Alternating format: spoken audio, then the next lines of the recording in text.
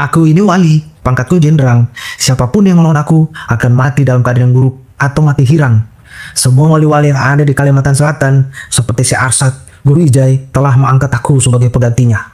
Jika kamu bisa melihat, pangkatku ini jenderal. Dan satu hal lagi, pada saat Allah Ta'ala itu menghendaki hambanya masuk neraka, biarpun kamu tunggang-tungging sholat, perangai kamu baik, kamu melakukan hal-hal yang bagus, tetap kamu masuk neraka.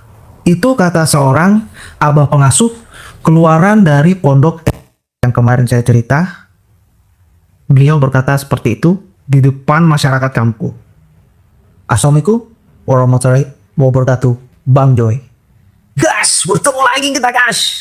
Jadi kali ini saya akan menceritakan kisah kelanjutan pada saat saya mondok di Ponpes Agi.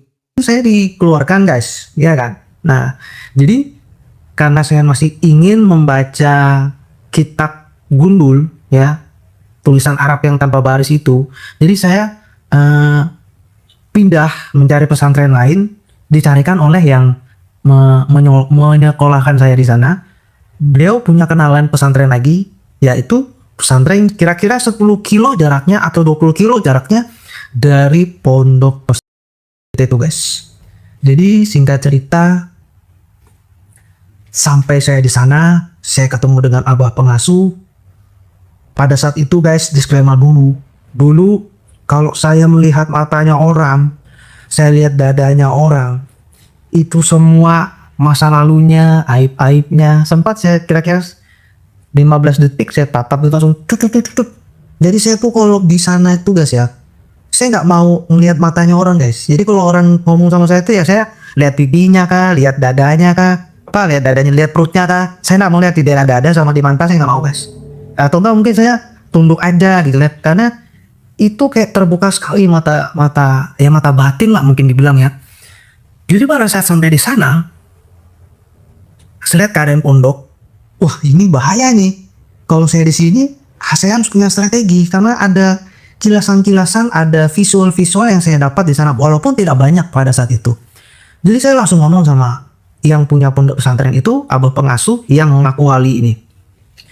Saya bilang sama beliau, abah bisa nggak saya nginapnya di rumah orang kampung? Ya, saya nginap tidur di rumah orang kampung, terus saya nanti belajarnya di pondok ini. Kan pondoknya itu kan bersebelahan dengan kampung ya jadi satu lah, nggak seperti yang di Ponpes kemarin saya tinggal tuh kan dia di beton sekelilingan gitu, jadi terpisah dari orang kampung. Kalau di sana memang di perkampungan pesantrennya guys, di perkampungan gitu. Jadi abahnya menolak, kalau kamu jadi murid sini kamu gabung di sini. Jadi saya bilang lagi, bah, saya khawatir kalau nanti saya susah dalam pelajarannya, saya bilang gitu kan. Karena visual itu saya lihat, saya pasti diganggu sama anak ini. Bukan diganggu dalam artian dia nyakiti saya, bukan. Artinya mereka mau, kan saya orang baru datang ya kan. Dengan apa? Mereka penasaran, pasti kan dia datang terus kan. Jadi saya nggak bisa pasti fokus belajar. Pada saat itu visualnya seperti itu guys, visual batinnya. Jadi abah tuh tetap kekeh mengatakan kamu tinggal sini aja, tidur di sini aja. Jadi saya tidur di situ, ya kan? Saya nggak bisa tidur guys, beneran. Memang sih tempatnya bagus ya, tempatnya bagus. Walaupun kecil tapi bagus. Dia sudah ditehal semua, apa sih bahasa tehal ya? Di semen tapi ada tehal tuh nah. Ya di keramik. Nah tuh sudah di keramik. Jadi murid-murid di sana tuh terjamin lah tidurnya daripada di pondok kemarin yang banyak tempijitnya. Pasti kalian tahu nih orang banjir tempijit itu apa. Jadi sudah saya ke sana, kira-kira 1 minggu saya nggak bisa tidur. Saya ngomong lagi ke abah, ada nggak ruangan kosong biar saya bisa tidur di sana, saya bisa belajar fokus sendiri. Harapan saya ada ruang kosong di sana, agak jauh. Harapan saya di situ guys, saya ditaruh. Jadi enak saya belajar. Rupanya enggak. Saya tetap ditaruh di samping musola, di situ juga tempat pembelajaran mereka juga. Jadi di samping musola tuh ada tempat tidur juga tuh. Tempat biasa tuh kalau di musola ada tempatnya kaum ya. Di situ saya tidur situ guys. Singkat cerita lagi, saya bisa belajar ya tengah malam. kisaran itu mulai jam 11 malam mereka sudah tidur, baru saya mulai buka buku lagi, saya pelajari tasrifan, baru mau masuk mutanimah. Jadi tasrifan itu dalam waktu 5 hari guys, saya udah luar kepala. Saya sudah bikin rumus-rumus tasrifan itu. Kalau mereka kan menghafal, kalau saya enggak. Saya tahu nih di sini letaknya nih, perbedaannya di sini, kalimatnya bedanya di sini. Jadi saya bikin rumus sendiri. Karena memang saya belajar, saya cermati seperti apa pelajaran ini, gitu guys. Nah, setelah itu singkat cerita, seminggu, 2 minggu, 3 minggu saya lulus guys. Artinya saya sudah, kata guru di sana, kamu udah luar kepala atas tasrifan ini, Bang Joy. Kalau kamu mulai mutanimah, langsung aja nggak apa-apa. Nah itu kan guru di sana bilang kan. Nah, ada hari itu saya tuh mimpi guys. Saya mimpi, dan mimpi itu, saya kalau sudah mimpi itu biasanya memang nyata guys. Karena saya itu mimpi gini guys ya. Saya melihat seseorang, saya nggak tahu tuh orangnya siapa. Nah nih, saya nggak tahu orang itu siapa. Mimpi ini ada di kebun ya, di kebun, tapi seperti kayak kebunnya tuh lebat ya. Kalau mereka bilang tuh di hutan-hutan, orang sana bilang. Di kebun ada laki-laki dengan perempuan ya, seperti pacaran guys, tapi pacarannya ya pacaran bebas, pacaran gaya bebas juga ya. Jadi ya seperti itulah, kalian bisa berpikir sendiri kan. Habis itu dalam mimpi itu ya, sepasang kekasihnya pergi, terus tiba-tiba saya duduk di situ. Saya duduk di situ, datang perempuan satu duduk di paha saya. Habis itu perempuan itu duduk di sebelah lagi, paha saya sebelahnya. Datang lagi perempuan, yang perempuannya pergi, datang lagi duduk di paha saya. Begitu terus sampai beberapa perempuan ya dalam mimpi itu ya. Saya dapat ini pikirannya dalam apa artinya mimpi ini. Wah ini bahaya, saya bilang. Kenapa saya bilang bahaya? Ini saya bisa kena kasus perempuan, saya bilang sini. Karena kan wanita di sana tuh kayak apa ya? Bukan saya sok gagah ya guys ya, bukan sok yes aku kan. Tapi mereka tuh kayak apa ya? Cari perhatian atau bagaimana gitu sama saya. Jadi Bang Joy dada gitu kan. Oh iya, saya bilang dilanjut. Padahal saya ini aku udah bernikah guys, baru cerai. Aku ini muda itu kan. Mereka tuh masih umur 16, umur 17. Biasanya sama yang umuran sudah 20 lebih itu mau tuh. Nah situ bingung situ. Udah. Jadi pada saat sholat saya ini susun strategi kan. Gimana caranya biar aku ini nggak kena kasus perempuan, ya kan? Nah, saya susun strategi. Oh nanti aku cari kasus aja. Artinya saya pura-pura kelahi, saya bagaimana caranya wanita di sini nggak suka sama aku gitu, ya kan? Nah, di satu sisi juga saya itu kan biasa kalau makan nggak ikut di dapur umum mereka. Saya makan beli guys, karena kan saya ada yang danain.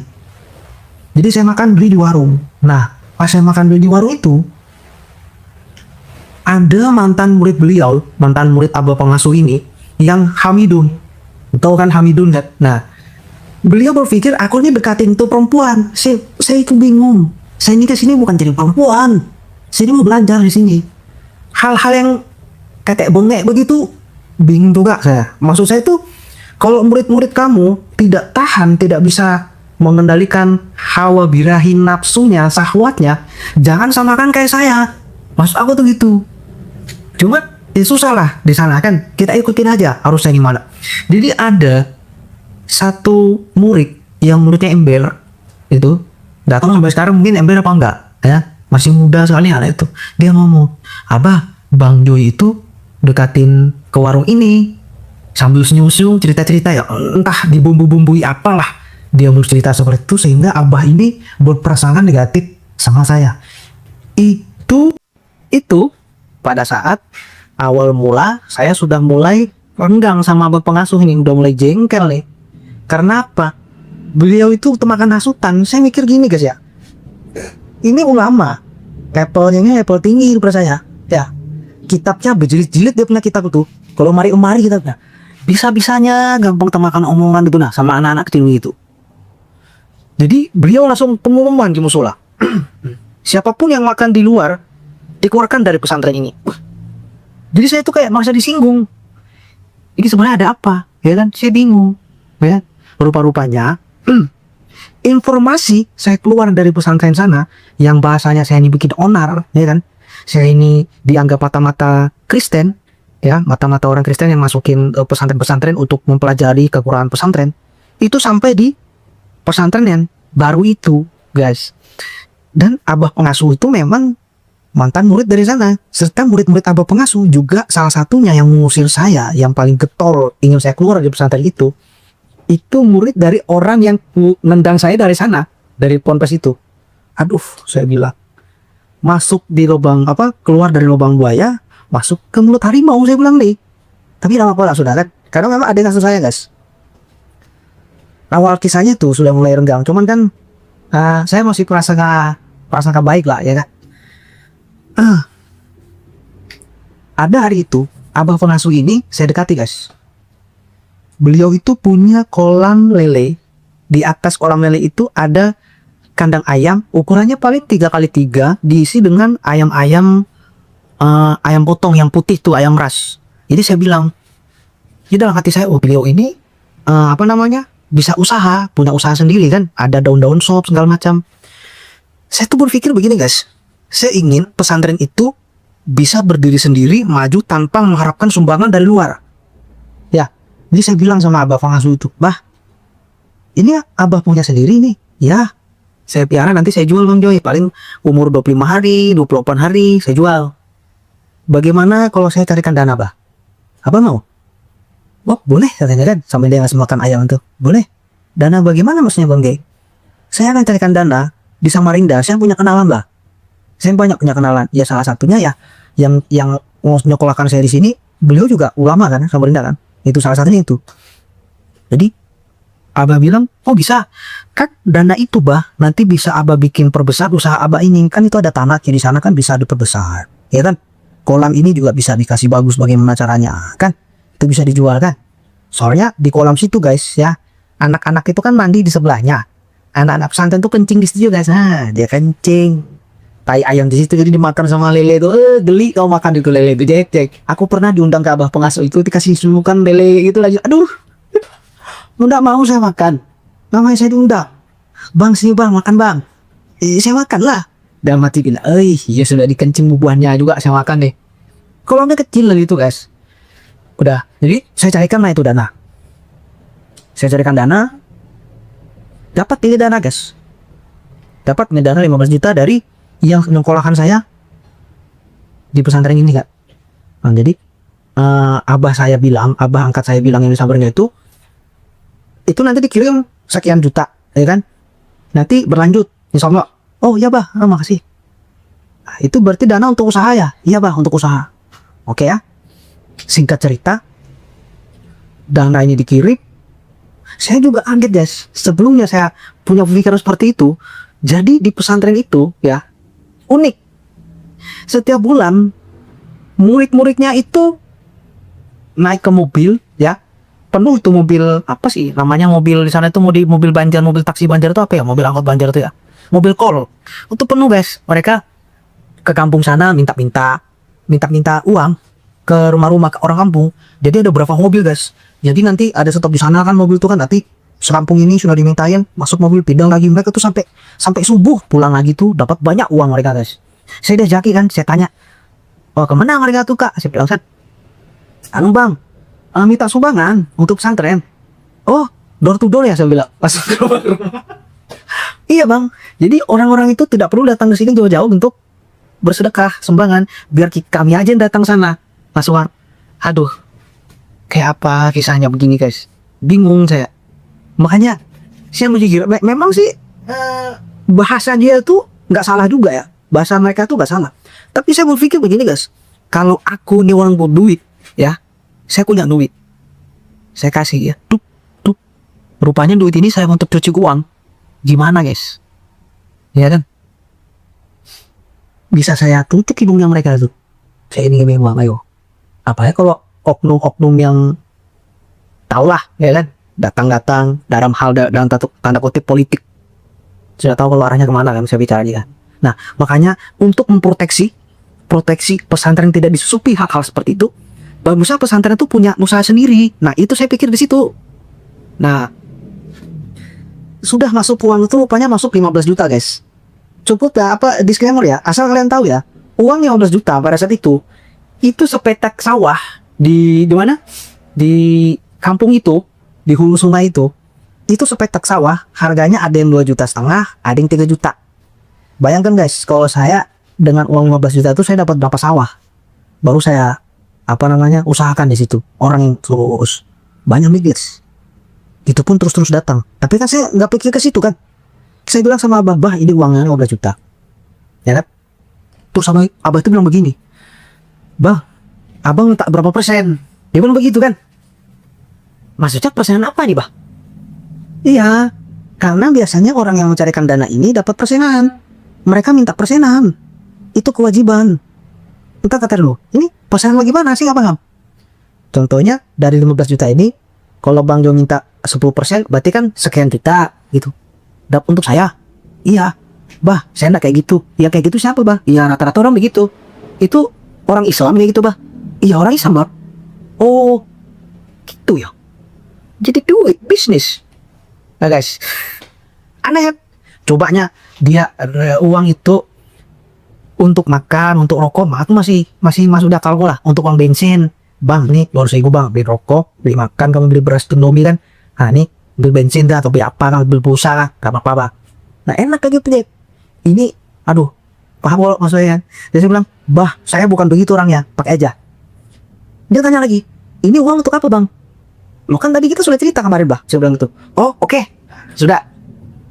Seminggu kemudian ini awal poin kedua saya makin retak sama beliau guys. Seminggu kemudian beliau datang saya. Oh doi. Oh ya, gimana pak? Loh, itu saya beli tanah yang di belakang di belakang kelas itu, kelas pondok itu ada tanah di situ. Itu saya beli itu sampai sana itu 20 juta. Rencana saya mau besarin di pondok bangke. Itu. Coba. Udah masih akal kan? Udah bisa dipegang hubungannya guys. Payah. Beneran. Jadi yang dari Samarinda nelpon, ini mau masuk lagi 25 juta. Kalau oke ditransfer hari ini. Itu dalam jangka waktu guys, semingguan guys, mau dimasukkan lagi dana. Apa saya bilang? Apa? Coba kira-kira saya bilang apa guys? Apa? Kira-kira saya bilang apa guys? Saya bilang di Samarinda ini, bah jangan dikirim lagi. Kenapa? Kata jelas ya udah beres di sini kok. Udah beres kenapa sih? Pokoknya kada jelas, kada dibelikannya, kada dijadikannya usaha itu, dibelikannya tanah. Gasan pas kada jelas, kada bisa dia ngomongannya. Oh iya sudah beres. Jadi sempat juga yang menyekolahkan saya itu guys, itu sempat mampir di sini, datang kan. Cuman nggak tahu mereka ngomong seperti apa ya kan. Cuman ya itulah, ada hal yang sampai sekarang nih ya masih dibilang nggak terima, ya terima juga, tapi ada ganjal sedikit lah. Ini saya kan cerita ya Didas. Sudah, itu poin kedua yang bikin saya kesal. Jadi setelah kita kembali ke mimpi perempuan itu ya, setelah saya nyusun rencana biar saya tuh nggak diketujuin, saya tidak disukai oleh murid-murid wanita di pondok sana. Ada satu kejadian pada saat lagi sholat, saya kan di belakang kan, loh bersih sholat, beke cewek di sebelah ini, cewek ini, bodoh, iya, jago ini kayak apa kita sholat begini nih, kayak dibikin kayak anak-anak aku di situ loh. Nah, tapi saya mikir, wah ini waktunya nih, ya kan? Setelah sholat selesai, saya datang. Aku nih udah suka marah sama guys, tanya muka aku nih. Cuman saya marah tuh saya buat-buat aja. Karena ada maksud. Yuk saya datang muka-muka kesalahan itu. Kamu bilang sama anak-anak murid kami ya, saya bilang kan dia ada kakak pembinanya perempuan kan. Kau bilang, pas saya datang ke asrama perempuan tuh, mereka senang guys. Ih Bang Joy, ada yang pakai adu dulu. Mereka nggak tahu saya mau pura-pura adegan marah nih guys. Saya datang. Kau bilang ya sama abang, anak-anak muridmu ya, kalau sholatnya betul, jangan kamu ganggu orang sholat. Tak suka aku, dia bilang gitu. Wih ini peres, sampai ke kampung-kampung itu. Kisah itu saya marah-marah. Harau, aku langsung jelek nama aku di kampung. Nasib mahal lagi. Tapi daripada nama aku jelek kan, ya kan? Artinya nama aku jelek itu memang kenyataannya jelek. Aku kena fitnah dengan wanita-wanita di situ. Setelah itu nama saya sudah jelek. Jadi abah ini makin kesal sama saya guys. Beliau tuh ceramah di musola. Nah, ceramah kan. Caranya kayak gini guys.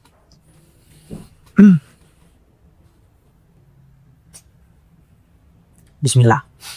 Siapapun yang nantang aku, yang ngelawan sama aku, ya kan, matinya dalam keadaan hilang. Aku ini wali. Aku ini seorang wali, pangkatku jenderal. Syekh Arsad, Guru Ijai, ya, menemui aku. Aku nggak tahu tuh dalam mimpinya atau bagaimana kan. Menemui aku diangkat jadi seorang wali. Aku tahu nih, nembaknya ke aku nih. Artinya aku jangan bikin onar di sini kan. Kalau kalian bisa ngelihat aku secara gaib, aku punya pangkat di sini jenderal. Beliau tuh ngomong kayak gitu guys. Ada orang kampung sini matinya hirap karena dia nggak suka betul sama saya. Matinya hitam mukanya. Jadi saya takut, menurut aku saya datang, ya kan? Saya datang, saya temu apa namanya, jenazahnya itu guys. Terus beliau itu bilang kan, bagusnya tuh kalau orang itu di sini dia ngikut apa yang ada di sini. Artinya gini guys ya, aku tuh kalau bisa ikutin budayanya orang sana guys. Saya tuh jangan coba-coba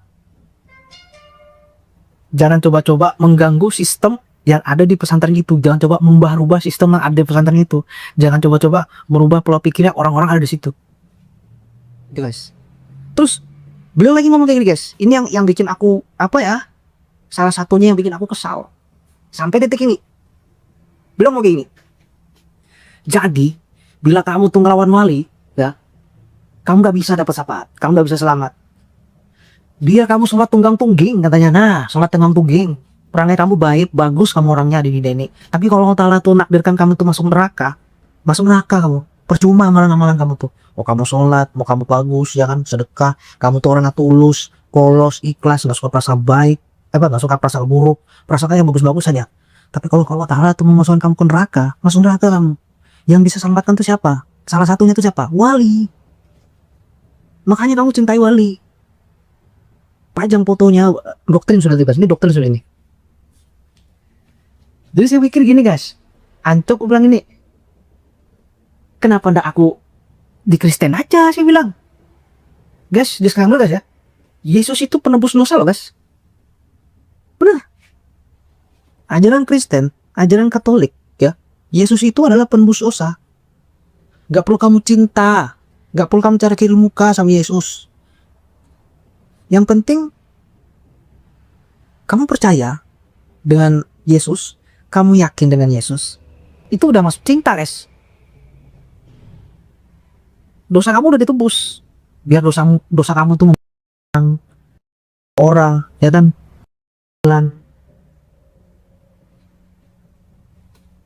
udah ditebus guys. Nah, jadi saya mikir lebih baik aku di Kristen aja daripada aku masuk Islam ini. Ini konsepnya sama nih. Ya, sang juru selamatnya wali. Jadi nggak perlu kita tetek bengek, pusing-pusing tobat, nyesal segala macam, istighfar segala macam. Cintai wali aja beres masalah. Itu bahasa beliau guys yang saya ingat sampai detik ini. Jadi guys, bisa kita artikan bahwasanya para wali itu ya seperti Syekh Arsad, Guru Ijai, dan beliau sama levelnya seperti juru selamat yang ada di ajaran Kristen Katolik atau Kristen Protestan, Kristen lah. Itu guys, penebus dosa. Sama aja sejajar guys, penyelamat.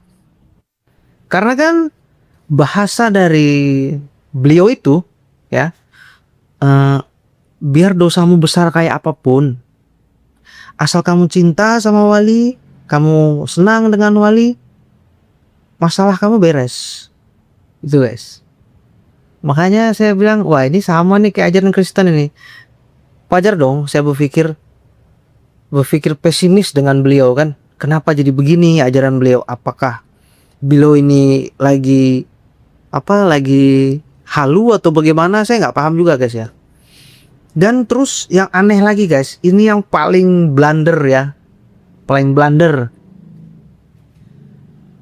Beliau berkata seperti ini. Saya nyebutkan itu bahasanya yang kalau Allah Ta'ala itu menakdirkan hambanya masuk neraka, bahwa masuk neraka walaupun hambanya tunggang-tungging sholat, beramal pahala, dia tuh baik seumur hidupnya dari awal sampai meninggal tuh bagus aja deh guys. Ya amal pahalanya bagus deh. Tapi masuk neraka kan. Allah Ta'ala tanggung masuk neraka. Nah, dia taruh masuk neraka, dia pasti masuk neraka. Itu ada tertulis di kitab. Nah, bilanya aku salah, kata abah pengasuh itu. Disalahkan itu ya kitab si penulis pengarang ini yang salah, bukan aku.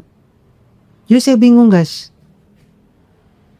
Dia bilang juga, apapun saya mengajar kitab-kitab, entah itu kitab Imam Syafi'i, imam-imam yang lain, yang terdahulu, pasti saya akan mengatakan bahwasanya ini apa yang tertulis di dalam kitab saya bacakan kepada kalian. Saya artikan kepada kalian. Jadi bilanya ada sesuatu kesalahan, yang disalahkan ini bukan saya, tapi si pengarang kitab ini. Coba kamu ya, contoh. Kamu semua orang-orang pondok ya, anggap aja kalian itu adalah imam-imam terdahulu, imam besar, ya kan? Seperti ada yang Imam Syafi'i, Imam Bukhari dan Imam Ghazali, ya kan? Dan imam-imam yang lain. Kalian ini, yang nonton ini.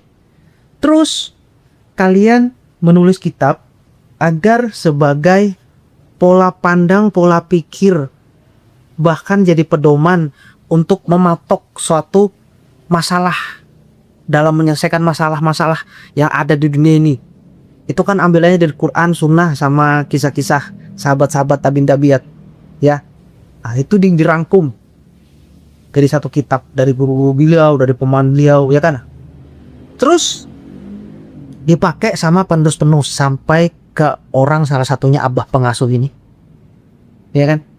Kalau kitab kalian itu benar, abah pengasuh ini dapat duit, dapat pahala, dapat wibawa, ya, disenangi orang banyak, dapat untung dunia akhirat.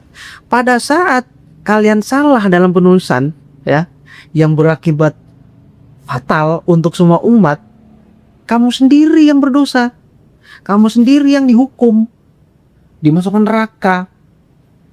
Yang ngikutin itu seperti abah pengasuh yang ini ngomong ini, dia bilang, ya Allah, ini bukan urusan saya, dia yang salah, saya enggak. Coba, begini gak pikirannya Ahlus Sunnah wal Jamaah itu? Begini gak? Sudah kita mengambil manfaat dari orang tersebut, sudah ada salah sedikit, kita lepas, kita tinggalkan dia sendiri. Kamu yang salah, bukan saya. Sisanya yang kebaikan-kebaikan ini aku pakai ya. Yang itu kamu aja sendiri. Kurang ajar nggak? Kamu aja sendiri yang disiksa. Kurang ajar nggak? Kalau menurut saya guys ya, Imam Syafi'i, Imam Ghazali, dan imam-imam yang lain, ini dengarin nih. Kalian bisa catat ini omongan saya. Ini menurut keyakinan saya dan pola pandang saya. Kitab-kitab yang ditulis oleh para imam itu, Imam Ghazali, Imam Syafi'i, dan imam-imam yang lain, itu agar sebagai kalian itu punya pola pandang, pola pikir untuk menentukan satu hal masalah. Ya, pada saat kalian cocok sama pemahamannya Imam Syafi'i, Imam Ghazali, ya udah, kita pegang sama-sama. Kita pertanggungjawabkan di hadapan Allah Ta'ala. Sama-sama guys. Bukan mengambil untungnya aja. Mengecut itu namanya. Tuh guys, ini sampaikan aja sama, kalau ada yang tahu saya sampaikan ke mereka. Tidak masuk akal. Ya. Jadi kalau memang aku percaya dengan Imam Syafi'i, catatan seperti ini pas ini. Pas. Yang gue jadi pas. Aku pegang. Bilanya salah, sama-sama aku lawan beliau menghadap Allah Ta'ala.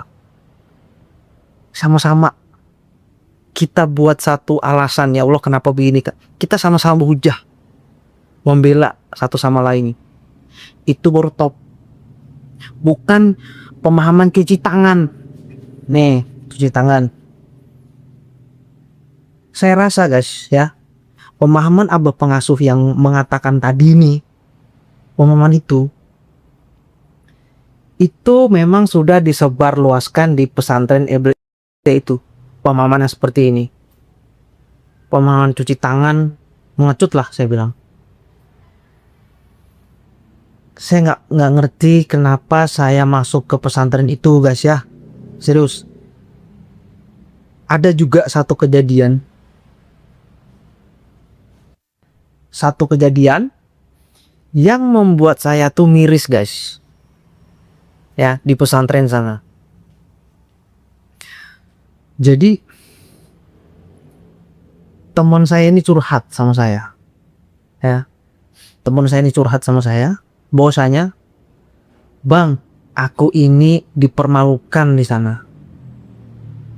Keluarga aku ini dipermalukan di sana sama abah pengasuh ini. Aku malu bang. Sampai orang kampung tuh mandang saya tuh jelek betul," katanya. Dan jadi saya bilang sama dia, "Selama kamu tinggal di sini, masuk ke pesantren ini, kan dia orang kamu situ kan. Ada nggak yang pernah masuk ke rumahku, dekat sama kamu seperti aku mendekati kamu?" Saya bilang gitu. Orangnya biasa guys, orangnya polos. Saya nggak bisa sebut namanya. Tapi saya sayang sama dia orang baik. Dia orang jujur. Jadi apa? Dia bilang, "Nggak pernah bang, masuk ke dalam rumah, apalagi makan di rumah saya ini nggak pernah, cuman abang aja yang mau dekat sama saya." Beliau itu kakak pembina.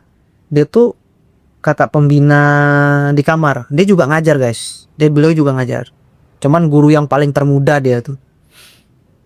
Jadi di kampung itu dia kayak dikucilkan gitu guys. Karena bahasa ditambah dengan bahasanya abah pengasuh itu.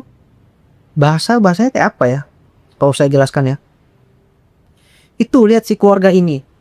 Dia ndak mau nurut sama saya. Makanya begitu menjadinya. Sampai kakaknya gila. Coba kalau ikut saya, ndak gila kakaknya itu. Itu bahasanya beliau. Jadi di depan orang banyak itu, di depan orang kampung. Jadi saya bingung nih kenapa begini ya. Sampai ada satu kisah. Setelah beliau ngomong dia cerita gini guys. Aku tahu, ya kan, pada saat dia bilang aku nih wali kan. Aku tahu murid-muridku tuh ngapain di sana, di luar sana. Aku tahu. Mau kalian tuh pacaran, mau kalian itu minuman keras, mau kalian tuh ngomongin apa tentang saya, mau kalian melakukan kejahatan apa, aku tahu. Dia bilang gitu guys. Saya dengar ini guys. Di depan saya juga dia ngomong kan. Di depan murid-murid. Depan murid-murid persis itu. Kan dia nyindir saya kan, yang kisah tadi itu kan. Nyindir saya dan sana. Jadi ada satu kisah. Malam Kamis kan malam Jumat ya di musola. Saya kan belajar. Kok saya cium bau minuman. Ada anak-anak datang, busuk, masuk ke dalam musola tidur. Karena musola itu jadi tempat tidur juga, guys. Ya. Jadi musola jadi tempat tidur, mereka masuk. Pada malam itu saya mencium bau aroma yang saya kenal, yang saya tahu banget. Apa itu? Bau alkohol. Mereka kan anak-anak nakal baru pulang sore kan? Ya, masih bau tempe kan? Cium. Ini kok bau kayak alkohol nih? Ganduk orang saya bilang. Saya buka pintu, saya langsung sebelah ke musola itu. Kan langsung tidur guys. Saya cium, minum. Habis itu saya pun pinggan karena saya ingat kata si seorang wali ini kan, abah pengasuh dia wali kan. Saya tahu apapun yang dilakukan di sana. Oke, jadi saya tunggu besok. Kok nggak ada info? Saya tunggu lagi hari kedua, nggak ada info juga. Sampai hari itu ada orang meninggal, ya kan? Jadi bang, ayo belajar sholat jenazah, ya kan? Oke, saya ikut. Jadi saya pinjam sepeda ontel ke sana. Sambil saya nunggu nih, udah ada kabarnya. Katanya wali tahu ya kan? Tapi sudah pada saat itu saya ikut sholat jenazah ya. Pada saat saya sampai di sana, ramai orang-orang kampung. Qadarullah, takdir dari Allah Ta'ala. Saya itu mintanya tuh paling belakang, ya kan? Cuman memang sudah dasar tanda dari Allah Ta'ala guys ya. Saya didorong pas di belakang imam guys. Anjir, di belakang imam. Di depan itu mayat guys. di depan itu jenazah ditutupi sama sarung. Saya kan takut guys, ya kan? Saya takutnya itu bukan hal yang lain, bukan yang itu. Bener guys, bener. Oh Akbar, ikut Allah. Kan sudah diajarin niatnya segala macam ya. Pada saat saya gini, saya lihat ke bawah, saya pandang itu mayit sambil saya doakan, ya doakan lebih baik. Kalian tahu nggak apa yang terjadi? Itu mayit bangkit, ya, tapi ruhnya bangkit. Beliau itu ngesot guys, kayak apa ya? Bukan ngesot dalam artian negatif ya, bukan kayak hantu ngesot itu, bukan. Dia tuh kayak kecapean banget guys, kelebihan banget. Jadi sambil pelan-pelan deh gitu kan, megang kaki imam dipegang, makasihlah. Batu dengan gaya yang pelan, layu begitu deh. Dari ujung dipegang kaki satu-satu tuh guys, sampai ke kaki aku guys. Dia bilang makasihlah, makasih. Aku di situ ada rasa mau nangis, ada rasa berkecamuk, karena kan keadaan yang saya lihat itu kan kalau aku mati begini bagi ya, luar biasa ya kan. Selesai salam, yang saya lihat itu sosok nenek-nenek guys, nenek-nenek, ya. Aku lihat ke sana sudah orang kan, tapi aku nggak mau nangis juga, tapi aku nggak mau liatin orang kan. Assalamualaikum, aku langsung cepet-cepet, nggak ngomong basa-basi lagi, saya langsung balik badan, saya jalan keluar. Itu teman manggil, bang Joy, aku jalan langsung ke sepeda, langsung jalan, aku pulang sendiri guys. Kan agak jauh kan, pakai sepeda dah di kampung sebelah kan. Pulang sepanjang jalan guys, kamu tahu guys ya, pada saat aku lihat hal yang seperti itu, dunia itu seperti berputar guys. Itu saya mau masuk ke dalam lagi, saya nggak mau guys, saya nolak, bisa pingsan aku gitu guys. Saya cepat-cepat pulang ya. Secara menarik dari kejadian itu, saya pulang, saya muntah di jalan, muntah guys. Pokoknya ya Allah ya Robi. Coba kalau orang pikir lah enak dapat hal yang begini, pun enggak guys. Kamu lihat aibnya orang, kamu merasa lebih baik daripada mereka, bener. Aku pada saat di sana ngeliat, orang begini, begitu kan dia, begitu kan dia, dia ini sering coli ya, dia ini kumanya senang ini ya. Aku merasa lebih baik guys. Pada saat itu bisa jadi apa namanya, bisa jadi blunder, bisa jadi apa sih, cobaan bagi kamu. Yang hal-hal yang gitu tuh, bisa ngeliat aib orang, bisa lihat macam-macam. Jadi sampai di tempat pesantren, ya kan, tempat pesantren, dengan napas begitu, ada teman saya yang saya cerita tadi ya, kita sebut saja ya namanya Rian. Teman saya yang dihina di kampung oleh abang pengasuh itu, yang dia ngerasa dikucilkan di sana, kita sebut aja namanya Rian. Rian tanya, bang kenapa bang? Dia kan naik motor, dia kan goncengan naik motor duluan dia. Jadi pada saat di jalan tuh dia nyapa aku, cuma namun nggak perhatikan karena aku muntah guys. Iya, masih muntah. Sana bang, kenapa bang? Aku ngasih kode aja, tunggu, maksudnya tunggu. Masuk ke kamar, dia ngikut ke dalam, duduk, aku merokok gitu ya. Merokok deh. Saya di situ dapat privilege ya, dapat keistimewaan, saya bisa merokok guys di sana. Nah, jadi saya minum kopi, saya ngerokok, saya tenangin diri saya dulu. Baru saya kasih tahu sama si Rian nih, kisahnya itu seperti ini, ya kan? Apa yang saya itu seperti ini, saya bilang kan. Terus kira-kira jenazah itu kan ditutupi, saya bilang. Saya lihat tuh nenek-nenek kata itu. Iya bang, nenek-nenek umurnya hampir 100 tahun tuh bang. La haula wala quwwata illa billah. Apakah masih saya bilang ini satu kebohongan yang besar? Tapi saya lihat jelas-jelas dan ada saksinya bahwasanya beliau itu jenazah perempuan, betul, arwah perempuan, seorang nenek-nenek tuh, sama seperti saya lihat, tubuhnya kecil mulus, ya Allah. Aduh, kita Al-Fatihah buat nenek itu dulu ya. Ustaz rumah yang lain ya, yang masih hidup, aslinya sudah meninggal dari dulu, sekarang sampai akan datang. Oke, kita lanjut. Sudah masuk sore hari, jam-jam 4 sore, itu kan ada pelajaran kedua kan. Pelajaran kedua, pulang pelajaran kedua, saya langsung datang ke tempat abang pengasuh. Saya ketok pintunya, Assalamualaikum. Oh ya Bang Joy, ada apa? Masuk saya. Di situ ada santriwati ada anak santri juga yang cowok ya, yang sudah lama di situ. Ada juga guru di situ. Guru juga di situ, ada beberapa guru duduk di bertamu dia. Ada juga istri beliau di situ, guys. Saya duduk di tengah-tengah guys ya. Kan rumah ruang tamu kan agak besar. Jadi saya duduk di tengah-tengah berhadapan sama beliau. Sama bapak pengasuh. Bah, saya mau tanya, Bah. Betul dah abah ini bisa ngeliat kelakuan anak-anak abah, kulit-kulit abah ini di luar? Bujur bang dia. Abah kan sudah dengar apa yang saya ceritakan abah. Dia ngomong itu serius tapi kayak membanggakan dirinya, guys. Tapi manusiawi lah. Wajar lah manusia. Aku kan juga punya salah, guys. Bisa sombong juga kan, guys. Ya kan? Bisa. Jadi dengan energi dia tuh yang lebih tinggi daripada saya bilang begini. Kalau memang Pian ini tahu, Bah, kenapa Pian kena tahu ada yang minuman di musola? Saya bilang, hah, lotot matanya.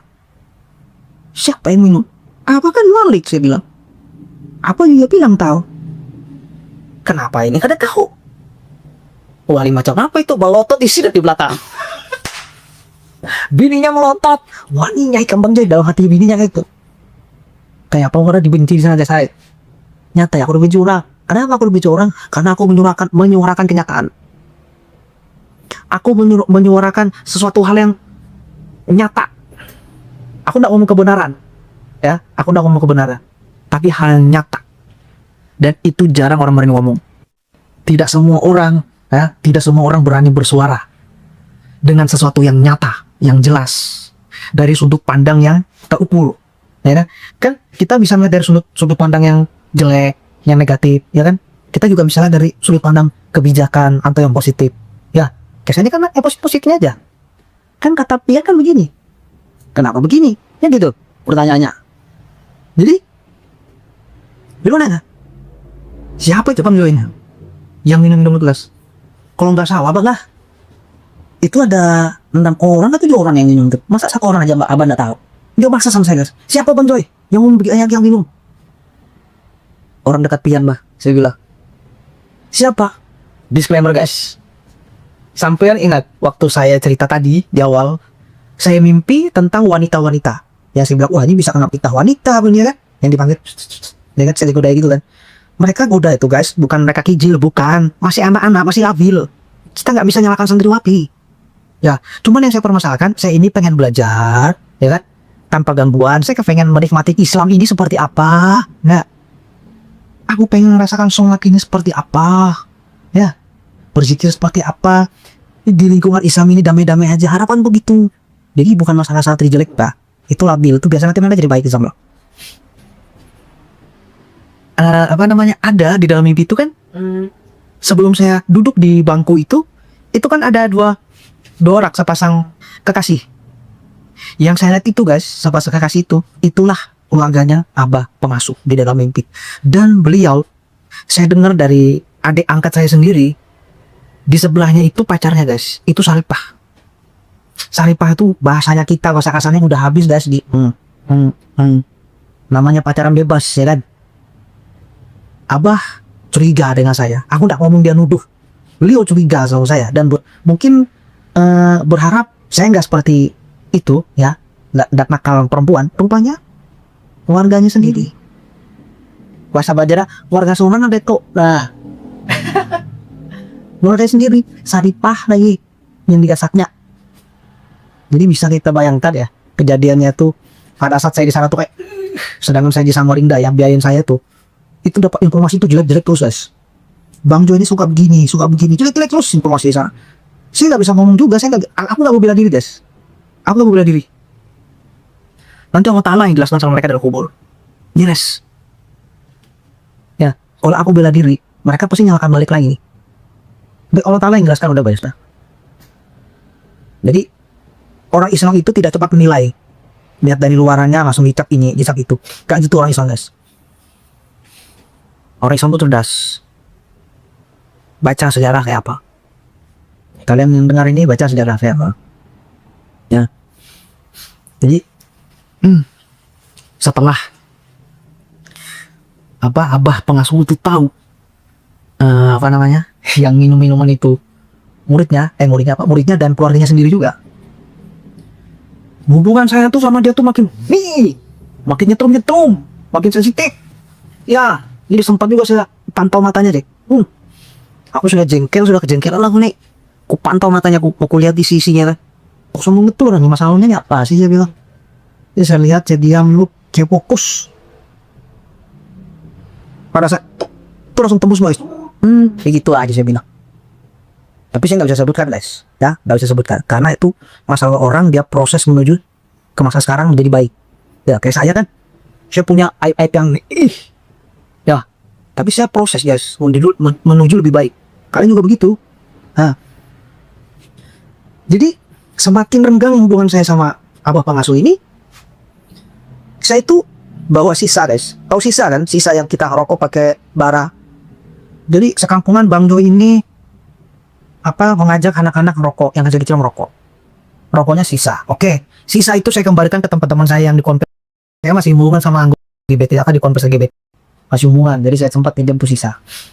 Habis itu teman di kampung situ, anak-anak pesantren, kan saya bilang sama abah, kayak gini bah, saya tidur di rumahnya aja orang kampung. Ya kan saya udah ketahuan juga, nah kalau, ya kan, ya sudah, kau tidur di rumah orang kampung ya. Tidur saya di rumah kampung guys. Teman-teman situ ngajakin, main japlek, main dom, olah dom. Saya senang betul main itu, saya rindu sama mereka tuh. Jadi kita main dom itu kita gantung kan, kalau kalah gantung pakai botol gitu kan. Itu main sampai jam 2, sampai jam 1, habis pelajaran. Ada lagi yang ember. Apa katanya? Bang Jo ngajak main judi. Guru-guru ada yang kawan saya Rian kan, seorang guru. Sampai guru Rian juga diajak main judi dan ikut main judi juga. Ulah Bang Joy. Akhirnya ultimatum lah abah pengasuh ke murid-murid yang lain. Dikumpulkan, aku nggak ada guys. Seakan-akan kayak mereka tuh kayak diem-dieman gitu lah, ngerti lah? Rahasia-rahasiaan sama aku nih. Pas aku nggak ada, mereka dikumpulkan, hati-hati sama Bang Jody. Dia itu mata-mata Kristen lah, haula wala quwata illa billah. Enak lah kalau gitu kan. Makanya kan saya bilang sama kakak Jeki yang di mana? Di pondok LGBT. Saya ini bikin hidupnya pahit, saya bilang. Sebelum saya masuk Islam ya hidupnya pahit. Saya bilang begitu, memang iya pahit. Cuman kan, ini saya kisah pada saat saya ini pondok guys, yang masa lalu saya belum saya cerita. Oke guys, kita lanjut ya. Jadi sudah cap-capan jelek ini sudah disematkan kepada saya. Saya tuh jalan ke kampung sebelah sana, itu orang-orang kampung tuh mandang aku tuh jelek betul, anjrit. Tapi alhamdulillah di kampung yang sebelah sananya, kan kampung ini kampung, dua kampung, di tengah-tengah tuh pesantren. Ngerti kan? Di wilayah saya di kampung sebelah sana, mereka senang sama saya guys. Bang Joy, sabar aja bang, memang pesantren itu kayak gitu orang-orangnya. Tuh, orang kampung sendiri yang ngomong. Yang orang kampung sebelah sana tuh, bang, memang kelompoknya abah pengasuh yang di sini, mereka nurut sama abah pengasuh ini, nggak tahu kenapa. Tapi nanti bang Joy tahu tuh, orangnya kayak apa dalam hatiku, ya aku sudah tahu. Sampai muncul sesosok guru. Guru ini kita sebut saja namanya Pak siapa ya? Pak Jaka. Ya, Pak Jaka sekarang ada di Samarinda. Tuh. Jadi beliau gini guys. Saya asik-asik ke belakang lihat bangunan baru. Di pesantren ini kan ada beli tanah kan, yang dan duit berapa juta itu kan dilarikan ke bangunan juga kan. Saya asik-asik lihat itu mereka bikin bangunan itu, saya senang lihat. Saya lihat. Datangi saya sama dia. Dia ngomong gini guys. Bang Joy, pian tahu kan? Apa Ikam tahu kan? Ikam sudah pasal. Kamu tahu kan? Itu kiblat. Iya kak. Kenapa kak? Saya masih lembut loh guys. Kiblat itu bila di sana digeser ke sana, digeser balik lagi dah. Ya harus digeser balik lah, karena kan harus ngikutin arah yang pas ya. Sama kayak orang yang di sini di sebelah ini. Aku begitu kan. Kalau yang sudah melenceng dari ajaran harus dibenerin. Caranya gimana kak? Bagaimanapun caranya, mau kasar kah, mau lembut kah? Tapi kalau nggak bisa lembut dikasarin aja. Dia bilang begitu guys sama saya. Jadi ya, jawaban saya lagi guys. Jawaban saya apa sama dia? Betul juga kata kakak tuh. Itu kan arah kiblat saya bilang. Tapi maaf kak, bumi ini berputar. Itu bisa bergeser kak saya bilang. Kalau dasar memang kehendaknya tuh geser. Cuman bagi kakak itu satu kesalahan, satu kekurangan, satu kecacatan. Jadi kakak paksa tuh ditempatkan hawa panas yang sudah bergeser. Tahu kan kisahnya? Bumi itu seperti apa berputar saya bilang kan. Kalau kakak punya pemahaman jangan kaku, harus fleksibel saya bilang gitu. Dorong saya begini guys. Sampai sana kita bertengkar. Kamu tahu dia ngomong apa? Mulut aku matkan kira. Dalam hatiku ini aku ingat yang di KJK kan. Oh nyetrum tangan gue nih. Nyetrum guys, tapi kecil setrumannya, masih kelas tempe masih guys. Nyetrum, wah aku ingat aja sama guruku kan. Ingat guruku, baru tidak apa TH, udah hilang seluruh setrumnya. Malah dia yang ininya kayak goyang guys. Dia memanah topik, gemetar. Nggak balik energi dia kapok. Setelah itu ribut besar disaksikan oleh santriwati santri cowok di situ. Makin jelek namaku guys ya, mau Noya Robi. Aku lawan Nema. Aku lawan guys, aku lawan pokoknya. Kan aku sudah cerita lah, aku ini habis cerai, aku bilang masih begini. 2 tahun aku Jack, baru-baru nikah diceraikan lah. Dengan cara gaib, dengan cara apapun sama bapak itu. Jadi dibikinnya aku udah, pokoknya cerita hidupku udah jelas, udah disukai orang gitu loh. Gitu. Jadi masih begini guys. Jadi ada satu santri, namanya kita sebut saja ya. Ini saya sebut namanya santriwati ini ya. Ruby. Ya, kita kasih nama aja Ruby, Rubiah. Kita kasih namanya Rubiah ya. Jadi si Ruby ini datang ke saya di depan mata saya guys ngomong. Amit aku punya suami kayak Ikam ya. Kawan guru burhaka Ikam. So gampang aku dapat laki kayak Ikam. Aku senyum aja guys begitu kado. Beneran. Dalam hatiku apa? Kamu tak tahu cerita. Aku sengaja begini biar aku juga selamat, kamu juga selamat. Itu guys. Malamnya si kakak ini, Kak Ajaka ini datang lagi ke kamar saya. Ya kan, datang dia. Itu pintu ditendang. Ditendang pintu tuh. Ya kan, itu ditendang. Dikiranya aku nih dulu. Aku udah suka mahal guys, suka kelayu orangnya. Ya, cuman saya pernah ke Jakarta. Nah, saya pernah di Tanjung Priok. Tuh, saya tahu di sana sendiri saya tak punya keluarga. Paham lo maksudnya?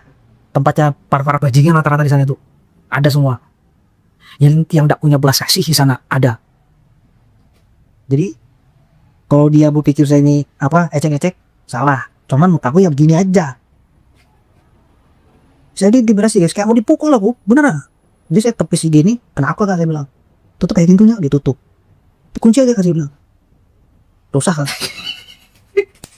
Kusul kunci itu pintu, dosa karena aku sampai gak pumpen. Tuh, kamu pintar pun tahu. Cobalah. Kau nggak lompat matamu pakai pulpen nih. Dan matiku gitu kan. Duduklah beliau di depan. Saya juga duduk. Aku bingung nih. Kenapa sih aku diintimidasi terus sih? Kesal juga guys. Jadi cerita. Dia tuh kepengen aku tuh ikut apa kata dia. Aku nggak mau, saya bilang. Saya nggak mau, nggak bisa saya kak. Ya kan? Karena guru-guru di sana ingat guys. Jiwa mereka tuh masih sakit. Dia mau menyembuhkan orang sakit. Ayo, apa? Rusak. Jadinya error. Nah kayak itu jadinya. Jadi bahasanya apa? Dia debat sama saya. Sampai berpanda begini guys. Kita lihat aja pak. Kamu kah saya yang keluar dari pesantren ini? Kalau kamu tidak dikeluarkan dari pesantren ini, saya yang akan keluar. Tapi saya bisa pastikan. Dia sambil melihat Al-Quran. Dia pukul tuh, Al-Quran dipukul. Pak! Kamu yang keluar besok. Langsung dia buka pintu, dia pintu tuh dihampas itu keluar. Ya Allah, dari awal aku masuk agamamu. Dari awal aku masuk agamamu, aku SMA tuh mau bisa guys. Ini ujiannya guys. Sampai begini jadinya sih. Banyak betul petanya. Cuman mungkin karakter gue ini bersuara aja. Karena aku berani bersuara aja. Akhirnya bener guys. Saya bilang juga, ya kita lihat aja nanti, saya bilang. Besok saya dipanggil. Aduh guys ya.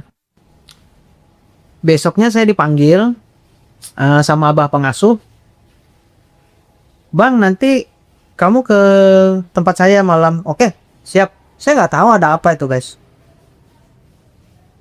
Pas jam 4 sore. Enggak. Pas sebelum maghrib. Sesudah maghrib kan saya pelajaran dulu nih. Ya. Jadi ada kakak di situ yang saya sayang sampai detik ini, saya sayang. Beliau itu saya sayang. Awalnya saya datang di sana, beliau tuh cuma mandangin saya aja. Dia pandang ini ke saya. Dia pantau terus. Saya noleh, saya celengin dia guys. Dia tunduk, dia senyum, dia tunduk, saya celengin aja. Ya kan? Saya celengin aja guys. Tapi dia senyum aja. Sampai hati saya tuh luluh sama beliau. Disclaimer guys. Saya baru melihat seorang guru yang seperti itu ya. Persis yang saya diceritakan abah pengasuh awal oleh teman-teman. Beliau mencari uang sendiri. Beliau juga ngajar santri. Beliau nggak mengharap orang. Jadi di sela-sela kesibukannya beliau tuh garap sawah sendirian guys. Bayangkan, nggak mudah nggak garap sawah, semai sawah anu sih. Habis itu dia ngajar, malam ngajar sampai jam 11 malam. Subuh dia sholat subuh. Bilang ini orang ini, insya Allah orang baik ini. Nah, saya belajar sama beliau jurumiyah. Ya, setelah tasrifan kitab jurumiyah. Jadi pada saat saya habis pelajaran jurumiyah, saya bilang sama kakak ini kan, kita sebut saja namanya kakak Firman. Kak Firman ini sudah selesai ngajar satu kitab kecil jurumiyah itu. Saya bilang, kak, saya mau ulang lagi nih, saya belum paham. Ya, boleh. Saya ulang lagi tuh kitab guys, saya baca. Tapi malam itu, ini makanya tadi saya sedih guys ya. Saya datang ke rumah beliau. Kak, ayo kak. Dengan wajah yang saya kan ceria. Beliau tuh sedih guys. Air mata itu berkaca-kaca. Bang, maaf bang ya. Kamu udah dikeluarkan dari sini bang. Hah? Aku gak bisa ngajarin kamu lagi bang. Si yang kelahi sama kamu tadi malam itu muridnya si ini Dewu. Itu sudah nyampaikan segala-galanya sampai nama kamu jelek. Aku tahu kamu kayak gitu orangnya bang. Cuman kamu emosimu gak stabil karena memang kejiwaan kita kan belum tahu rumusnya untuk menanamkan jiwa netral tuh bagaimana kan, kita gak bisa pada saat itu, masih proses guys. Jadi iya kak, gak apa-apa. Dengan genggam tangannya begini saya langsung, kak jangan sampai ada keributan gara-gara saya.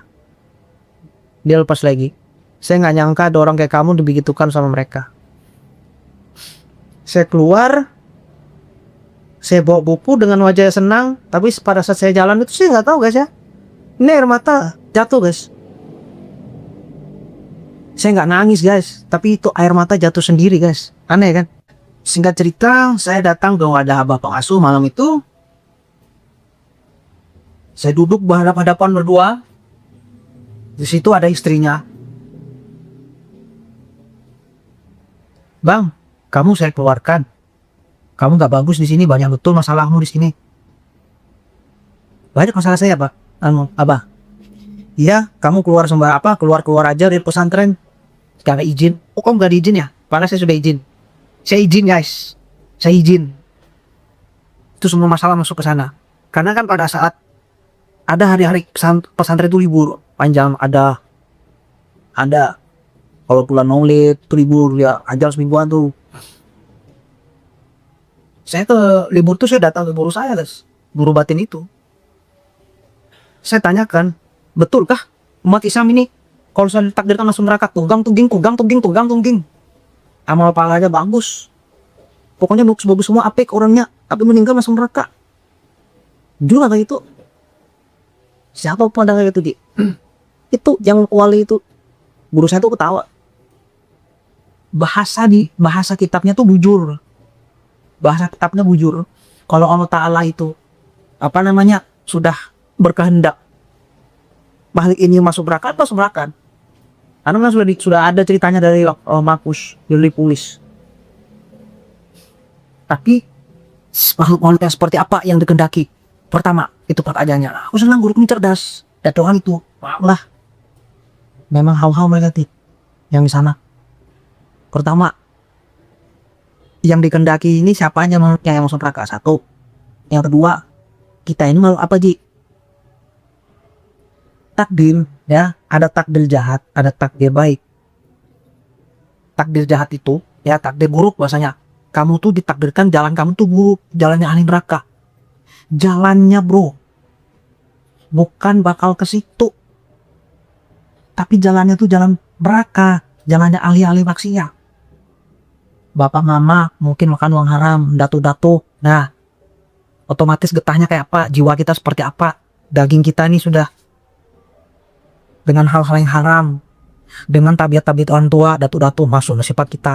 Kita dapat tiupan Allah Ta'ala, itu murni, suci, bersih, tak boleh noda. Itu kayak apa caranya, jangan sampai ternoda dari yang kita turun ke dunia kan, ini masuk ke jasad, nah itu bisa tercemar, nah itu dijaga jangan sampai kena. Mau gitu baik, ya tugas kita itu, kita ini masih makhluk, kita belum jadi manusia lagi. Manusia itu Nabi Muhammad tuh manusia. Tuh, buruk. Aku nanya di sana guys, bukan aku kesana jalan-jalan doang.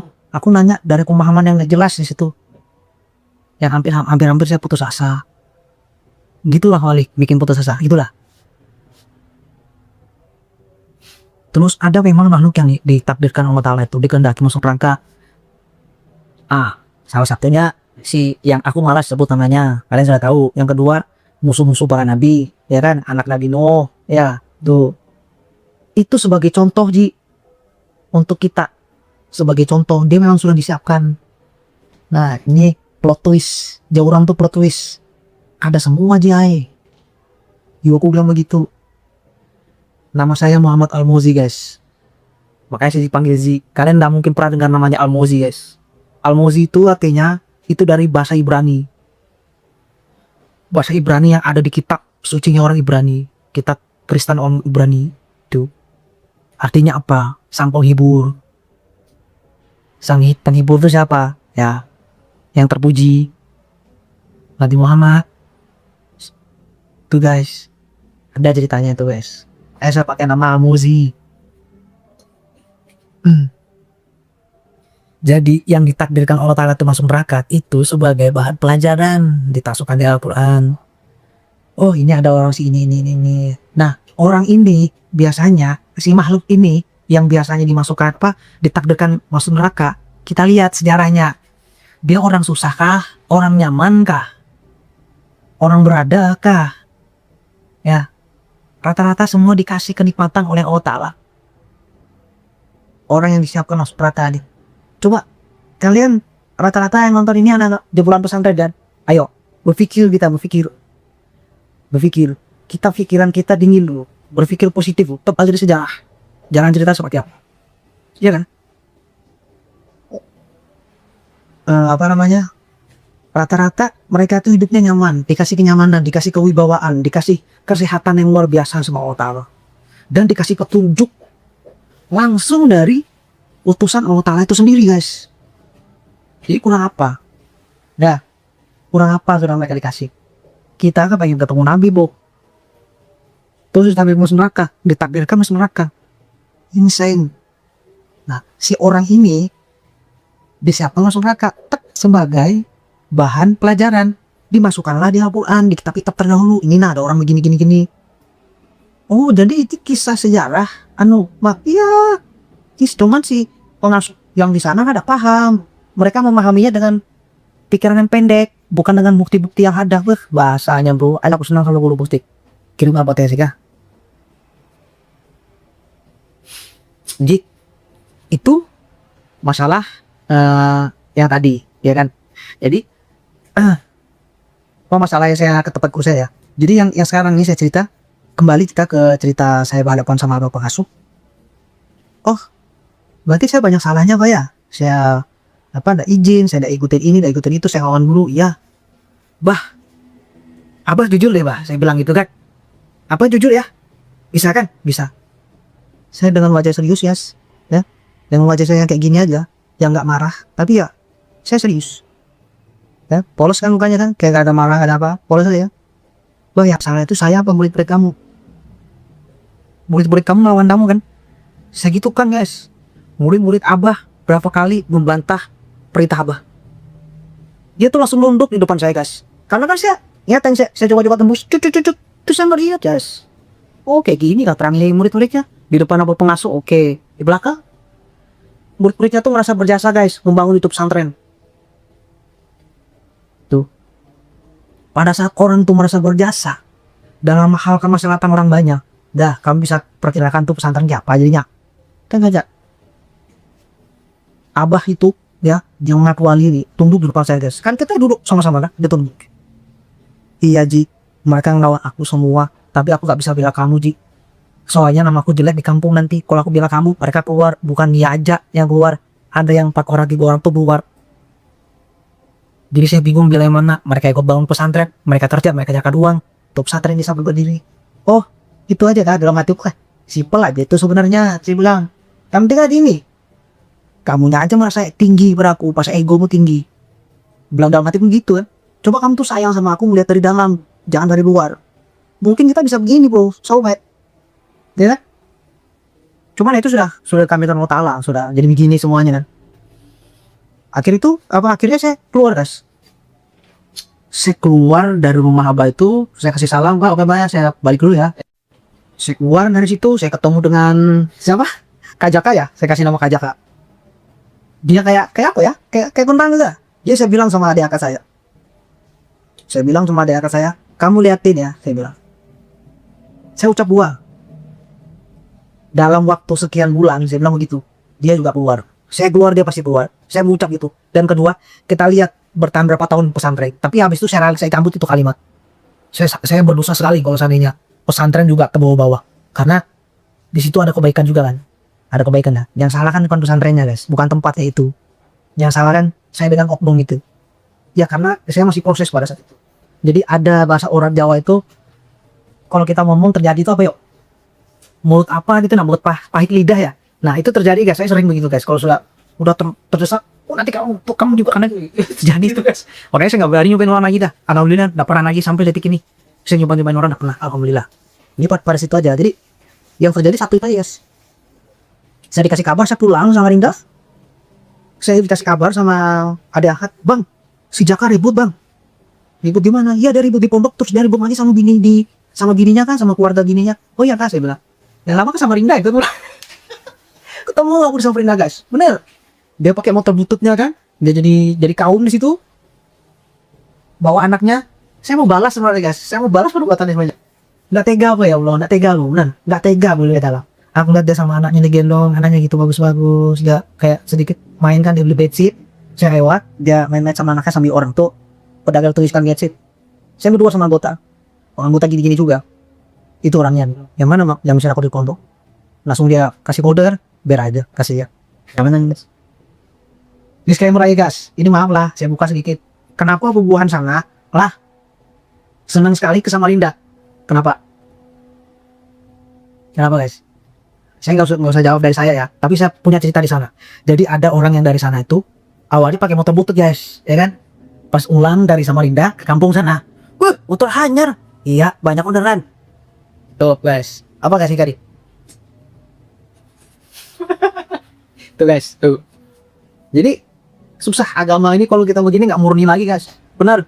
Nggak murni lagi, hanya sedikit orang yang betul-betul murni. Jadi guys, waktu saya sebelum berangkat ke Samarinda, ini kita ke Samarinda dulu ya. Itu saya lagi ngepak-ngepak barang, murid-murid itu di sana berjejer nyamamin saya guys. Bang, minta ridonya bang ya, minta maaf bang, minta ridonya ya. Oh begitu, terus saya lagi angkat barang, coba kali dibantuin. Enggak.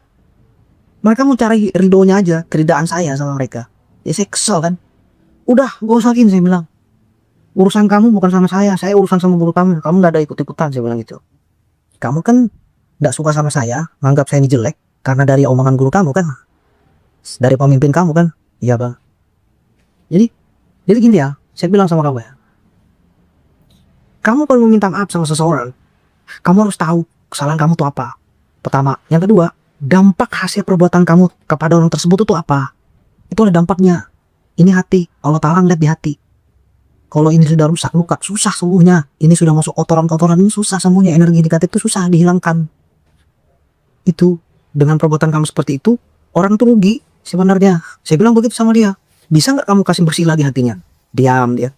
Jangan kamu cuci tangan, itu namanya cuci tangan. Nggak kayak gitu caranya orang bertobat, saya bilang. Nggak kayak gitu. Misalkan kamu pakai pemahaman abah pengasuh kamu ya, udah kata bahwasanya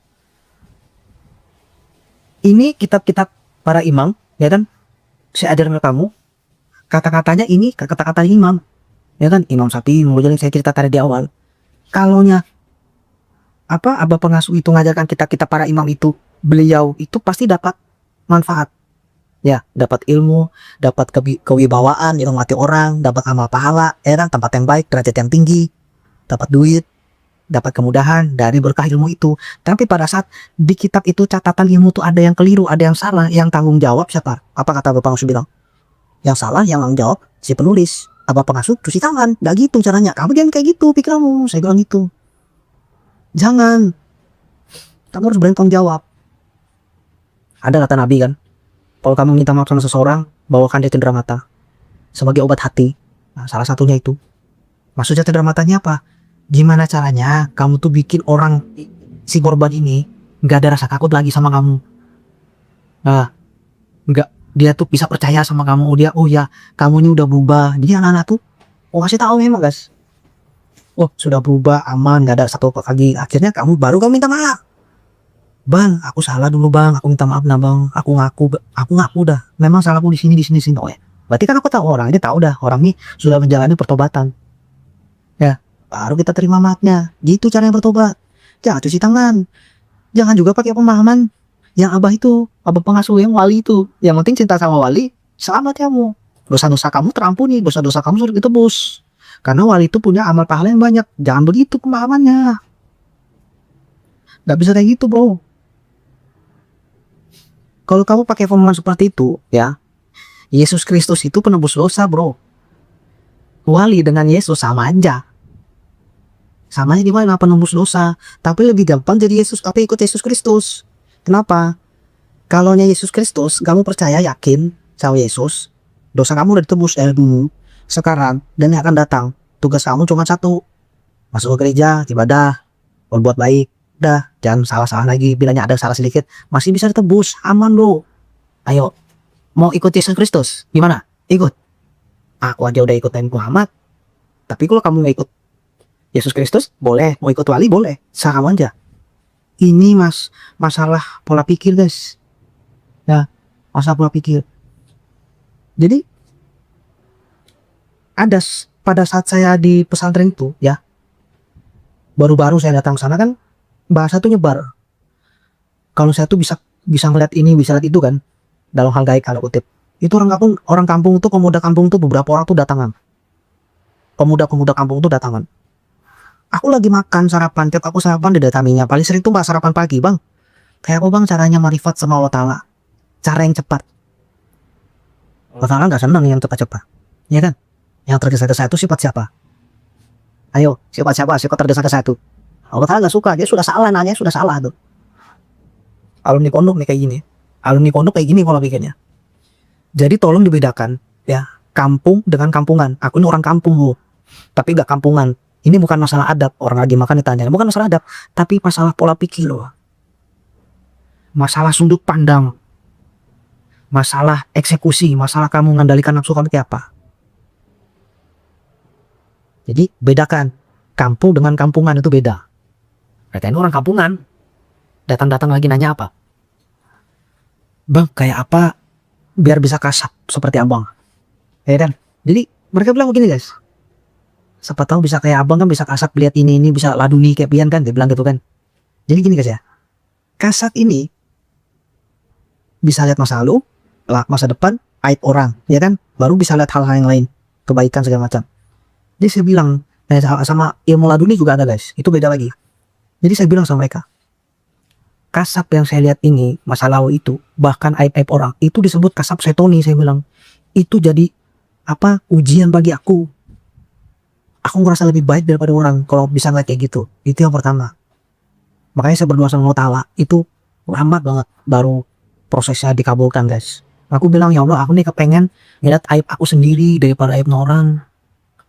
Aku nih sombong, dari pembualan apa nih, jadi ngerasa lebih baik daripada mereka. Sedikit kecil sekali hati itu ngerasa lebih baik daripada mereka tuh, apalagi sama energinya muncul. Energi itu, makanya kenali diri. Tuh guys. Nah, Sampai saya ngomong ke guru saya curhat, kayak apa caranya? Saya ruqyah tuh berkali-kali ruqyah. Gak bisa, kata guru saya, itu anugerah. Itu hadiah sudah. Gak bisa. Terima aja sudah. Ya kayak apa biar aku bisa ngeliat aibku aja. Itu nah. Nanti itu akan ternormalisasi. Akan tersusun dengan sendirinya. Alhamdulillah guys. Jadi yang bisa ngeliat aibnya orang itu bisa saya kesampingkan, bisa saya buka, saya tutup. Gitu. Bisa saya setel. Nah jadi yang saya lihat sampai saat ini aib aku sendiri.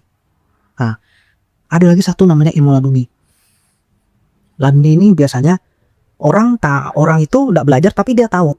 Nah kan ada di agama itu satu ayat atau dua ayat atau rumus-rumus di dalam Al-Quran atau di para ulama itu kan mengatakan ada titik-titik di dalam diri ya.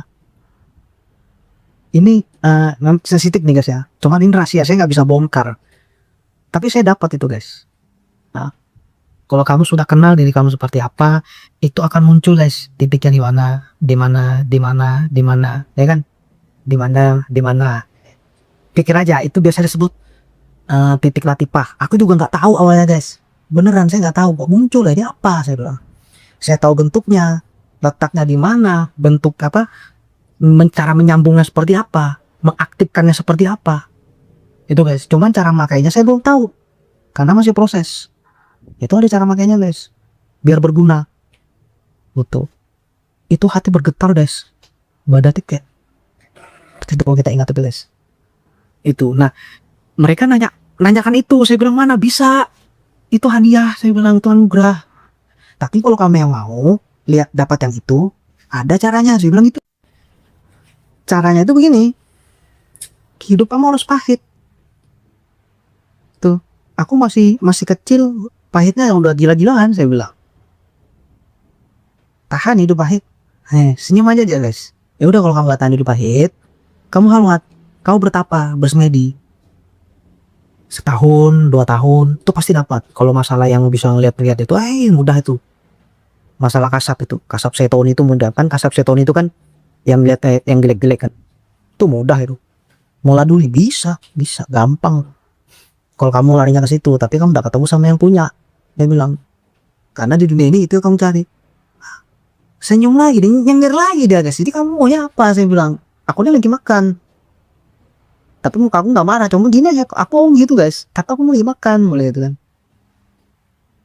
Anu bang, nasihat pian aja kayak apa ya? Nasihat aku ya kamu asal punya aku sendiri aja. Saya bilang, ngapain kamu urusin punya aku? Aku ini juga masih proses sama kayak kamu. Betul kan guys?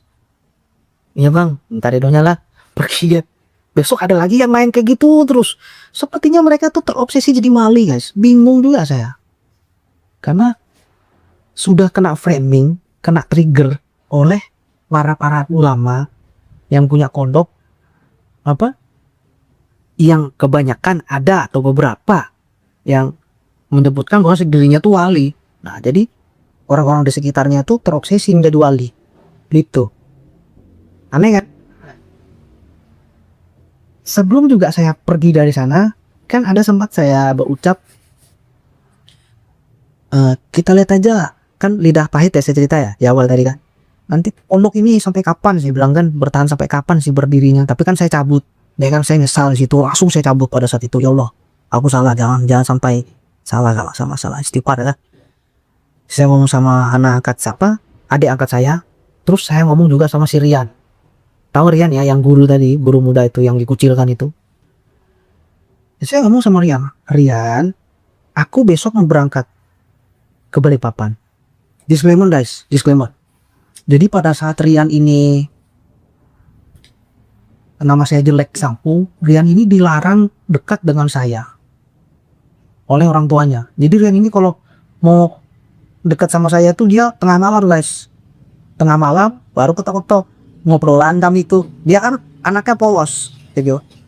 Anaknya polos. Rian itu gitu guys ya, dia tuh dikucilkan sama murid-muridnya. Iya, diolok-olok dah, direndahkan. Iya, yang mau makan di rumahnya tuh aku aja dah. Yang lain tuh nggak ada yang mau dekat-dekat sama dia. Pun tanya sama dia nggak mau. Abang aja bang yang mau dekat sama saya mah. Karena saya lihat dia tuh polos, tulus, dan jujur. Polos itu ya, asal kamu tahu polos itu, tidak semua orang tahu artinya polos. Polos itu Dia tidak melihat sisi yang negatif. Dia tuh selalu prasangka baik. Lihat anak kecil. Dia lihat yang baik-baiknya aja. Nggak ada rasa takut dia. Kan dia ngeliat baik, kebaikan. Sampai dia disakiti anak kecil itu. Baru dia ada rasa takut. Tulus itu artinya apa? Tanpa pamrih. Orangnya tulus. Dan dia jujur, terbuka. Makanya saya lihat itu dari dalam. Nggak lihat dari luaran. Kalau dari luaran guys, aduh. Rian ini ya orangnya kolot. Dia nggak bisa bergaya-gaya, nggak bisa style-style, nggak bisa dia. Karena orangnya sederhana sekali. Makanya murid-muridnya dia tuh kan bisa, muridnya kan gaya-gaya kan, anak-anak muda kan dia nggak guys. Orangnya sederhana sekali, nggak tahu berdandan orangnya, gitu. Cuma saya lihat dari dalam, nggak dari luar. Makanya kalau kita bisa melihat orang dari dalam itu tapi itu skill, nggak bisa sehari dua hari, nggak bisa sehari dua hari. Ada hari tuh Rian itu cerita curhat sama saya kan, dia sampai nangis, beneran sampai terseduh-seduh dia, sebukan dia nangis tuh. Jadi saya bilang sama dia, Rian, kamu dengar apa kata saya ya? Aku tidak sama seperti mereka. Saya bilang begitu sama dia. Aku nggak sama seperti mereka. Jadi kamu jangan takut sama aku. Kamu bisa percaya sama saya. Ya bang. Betul. Jadi dia percaya dirinya tuh energi positifnya bangkit. Kita butuh seseorang yang bisa dipercaya guys. Kita butuh. Jadi saya bilang sama Rian, kau pergi dari sini ya. Kalau kamu mau merubah hidup kamu. Kalau enggak, kamu di circle yang buat kamu enggak berkembang, begini-gini aja kamu. Karena lingkaran ini membuat kamu tidak berkembang. Kamu nggak ada orang-orang tuh nggak ada yang mendukung kamu untuk berkembang, nggak ada. Karena orang tuh di sana melihat kamu tuh rendah. Apalagi ditambah dengan bahasanya Abah itu kan, yang ada saya cerita itu kan. Jadi dia malu guys. Akhirnya Rian ini pergi, ya kan, tanpa pengetahuan saya. Karena saya sudah sama Linda. Berapa bulan kemudian kami komunikasi, bang, aku udah gini, dan alhamdulillah bang, aku udah keluar dari sana, ya kan, aku udah dikau. Habis itu orang-orang sayang sama aku, dia disayang sama orang atas. Nggak ada yang merendahkan dia, nggak ada. Jadi dicintai orang di sana, dibutuhkan orang dari sana. Dia dihargai orang. Dia tuh dapat keluarga lingkungan yang circle yang bagus, circle keluarga di sana, keeratan dia butuh. Ya, itu yang dibutuhkan sama manusia tuh. Jadi saya bilang sama si Rian kan, Jan, kamu udah kepengen nikah lah. Jadi gini guys, kalau kita jadi perempuan ngelihat Rian ini, aduh, nggak ada memikat, nggak kepengen kita sama Rian itu, beneran, nggak kepengen. Jadi saya bilang sama Rian, udah, kalau kamu ada incaranmu, gas, diterima lah pak. Kamu masa udah percaya sama aku? Iya pak, gas, mau guys, lamar nikah aja guys. Padahal saya itu cuma membangkitkan energi positif dari dalam dirinya. Saya men-trigger ya, energi positifnya muncul. Bahasa kita tuh percaya diri. Percaya dirinya muncul. Ya, karena kita dukung. Percaya diri saya muncul. Tapi kan kita nggak boleh pakai bahasa percaya diri kan. Kita pakai percaya diri, kita percaya sama Allah Ta'ala kan. Nah, jadi bahasa energi positif muncul. Sebelum Rian itu mau nikah, dia telepon saya. Bang, lu mau nikah, doakan bang. Aku tiap hari doakan kamu, saya bilang. Gak usah kamu pusing.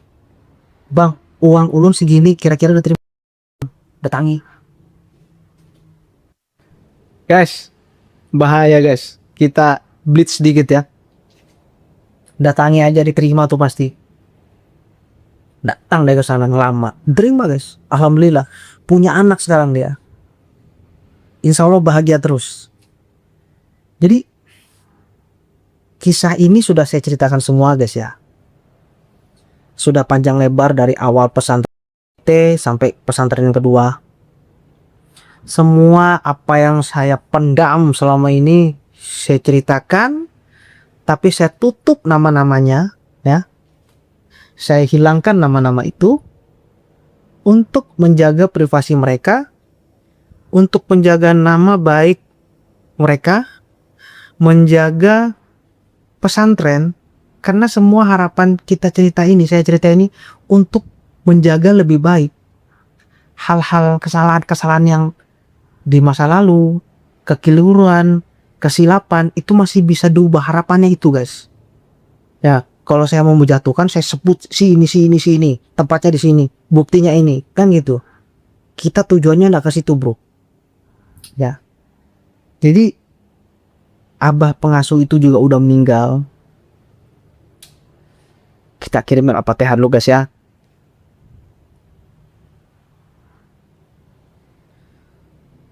Ya mudah-mudahan aja nggak ada lagi hal-hal semacam ini di kemudian hari. Bilanya ada masih, tolong